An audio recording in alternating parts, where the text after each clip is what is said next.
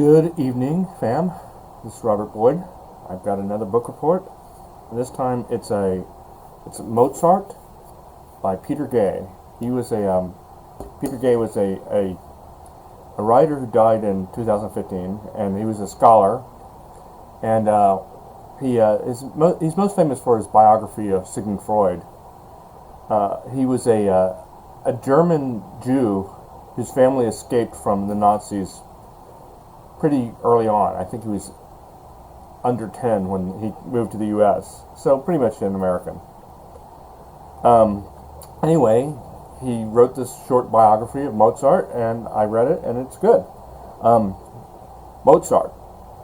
We just heard a little bit of a Symphony number 41 in E major, or C major, sorry, the Jupiter Symphony, which is Mozart's last symphony. Mozart was born in 1756 and died in 1791, so he had a very short life, 35 years old when he died. He was born in Salzburg, which is a small city in Austria. It's closer to Munich than it is to Vienna, but all those Eastern European cities are kind of lumped in together. His father was Leopold Mozart, and he has a big part to play in Mozart's life. His father was the deputy Kapellmeister at the Salzburg court, and that is pretty much what you had to do if you were a musician in the classical period. You worked for some lord or lady and some nobility of some kind, and they paid you a salary, and a Kapellmeister is essentially the head of music. So basically, in charge of securing music to play, hiring the musicians, and everything. And it was definitely a different way of living back then, but with artists being so dependent on patronage of nobility. And it was right around this time that at least according to Peter Gay, that musicians and composers started to be freelancers and not depend on the not necessarily dependable patronage of royalty, although they would depend on the patronage of other people who had enough money to pay them. So that's capitalism for you. But the point is that Mozart came into this world in a world where musicians were little better than feudal servants, and by the time he left, that was changing. Musicians were becoming a part of the bourgeoisie. But it's not like musicians lived poorly if they had a job at court. And Leopold Mozart had an income, but it wasn't like a great income. But fortunately for him, he had two really talented children. Mozart's sister, who was nicknamed Nannerl, was a couple of years older than he was, or maybe 3 or 4 years older. And they both were prodigies. Mozart started playing keyboards when he was 4 years old. And essentially he started because he saw his sister taking lessons, and he just liked the sound, and he taught himself how to play. Because they were so great at playing, and they were both total prodigies, they ended up touring Europe and playing the courts of nobility and all over in London, Paris, etc. And for Leopold Mozart, that meant more money. It was like getting a gigantic raise. And right away, Mozart started composing stuff. And his early compositions were, they were childlike, although really we still remember a lot of them. That was one of the things that Peter Gay points out is that at least in the 18th and 19th century, composers started really young and composed some of their greatest work when they were really young. He points out that Mendelssohn wrote the overture to A Midsummer's Night Dream, which later he incorporated into a larger work, when he was only 16 years old, and that Schubert wrote one of my favorite lieder, Earl Koenig, when he was 17, and I've loved it ever since. I mean, not ever since Schubert wrote it, but I've loved it for years. It's been my I love Schubert, and I love his lieder, and Earl Koenig is a spooky poem by Goethe that Schubert adapted to music that has a great spooky sound. Anyway, so Mozart was composing symphonies and other music by the time he was 11. And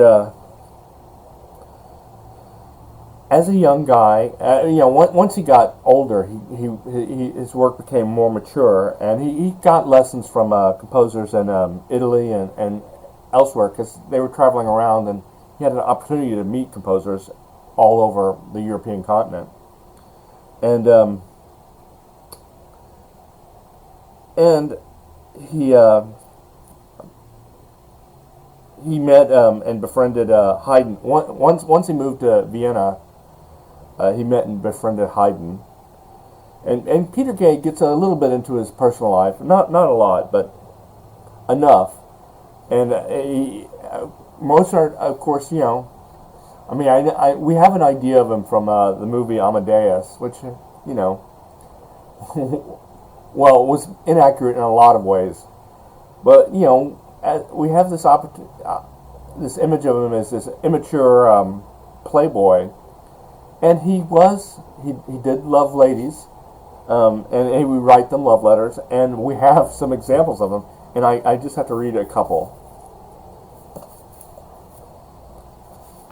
Okay, so he was in love with this woman, Basla,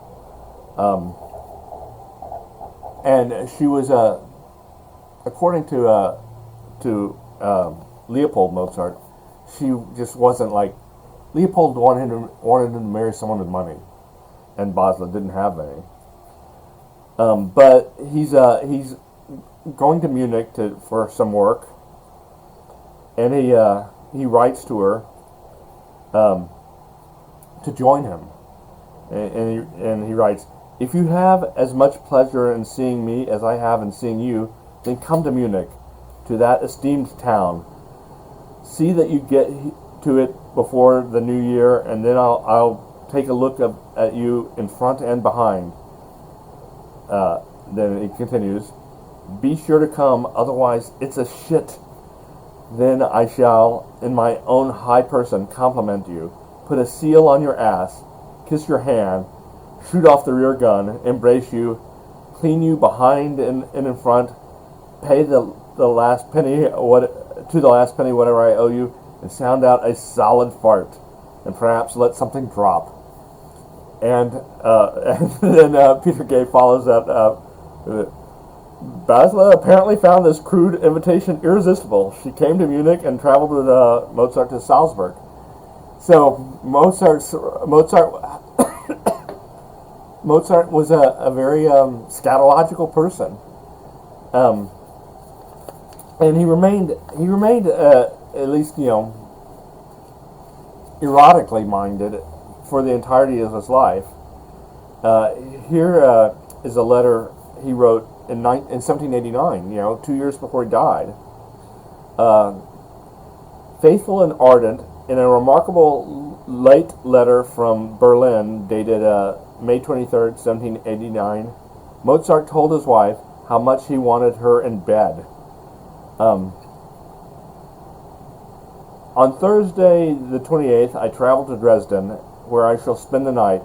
On June 1st, I shall sleep in Prague, and on the 4th, with my dear little wife. Prepare your dear, most beautiful nest daintily, for my little boy indeed deserves it. He has behaved himself very well, and wishes for nothing but to possess your most beautiful ... Just imagine the rascal. As I write this, he sneaks under the table and looks at me inquiringly. But far from idle, I cuff his nose properly. Now the rogue burns even more furiously and is almost out of control. So, a 35-year-old married man writing to his wife from Berlin about how his dick wants to be in her nest. So I found that charming and amusing. Anyway, Mozart was knew Haydn, who's when we think of the great classical composers, we think of Haydn and Mozart as pretty much the two ultimate exemplars. And he esteemed him highly. And Haydn lived like twice as long as Mozart, so his output was even greater than Mozart's. And so I mentioned that what we listened to earlier was Symphony 41, which was Mozart's last symphony. And Haydn wrote over 100. But Peter Gay points this out, and really he quotes Albert Einstein, who was a musical historian, about this. And I'm going to read what Einstein wrote about it. Einstein wrote,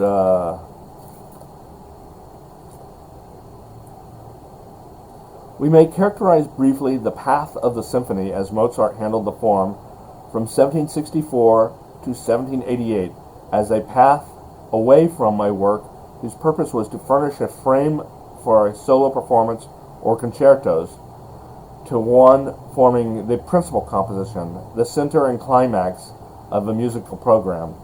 It is an advance from the decorative to the expressive, from the external to the internal, from the mere ceremonial to spiritual avowal."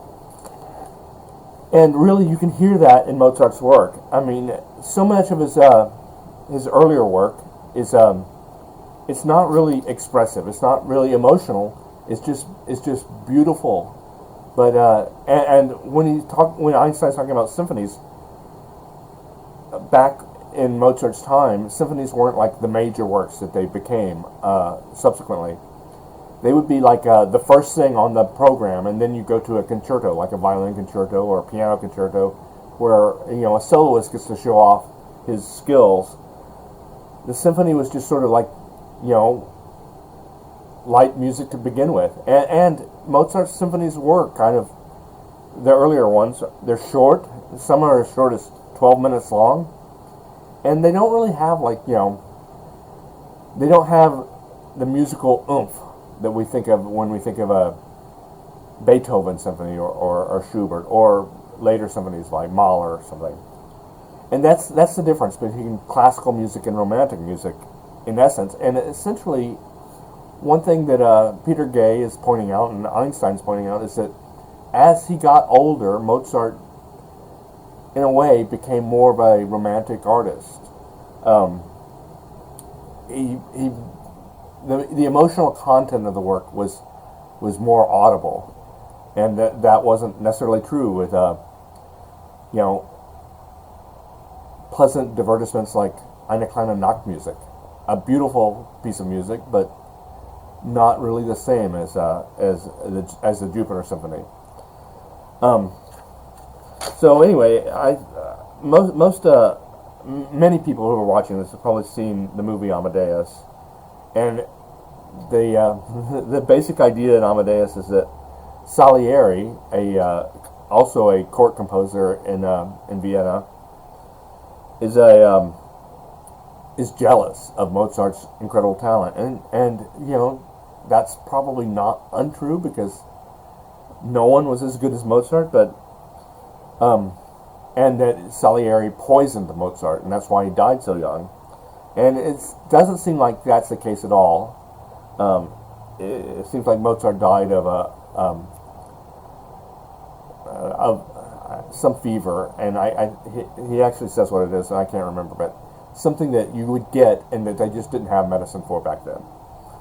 And Salieri, even though he was, not as good or interesting a composer as Mozart, he was friends, or he was cordial at least with Mozart. They knew each other, and in fact, he talks about how Mozart took Salieri to see a performance of his opera, The Magic Flute, literally weeks before Mozart died, and that Salieri complimented him on how great it was.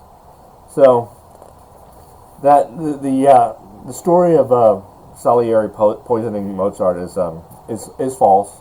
And apparently, it's been around forever, and Peter Gay suggests that it first shows up in a play by Pushkin. So anyway, Mozart mastered this sort of Rococo, decorative classical style early on, really early on, and then as he got older and lived life a little bit and was married to Constance, who was a jealous guardian of his reputation after he died, and to whom he wrote that hilarious letter that I read. The work got deeper and had greater emotional content,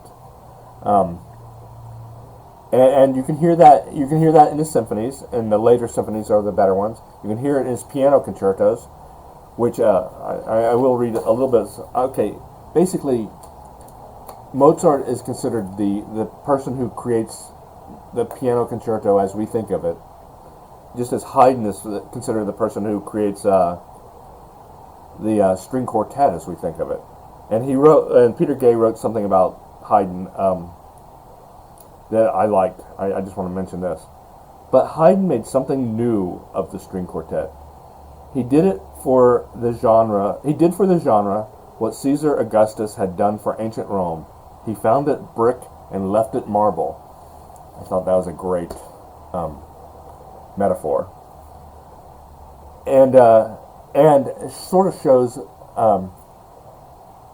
Peter Gay's erudition, that's what he reaches for to describe what Haydn did to the string quartet.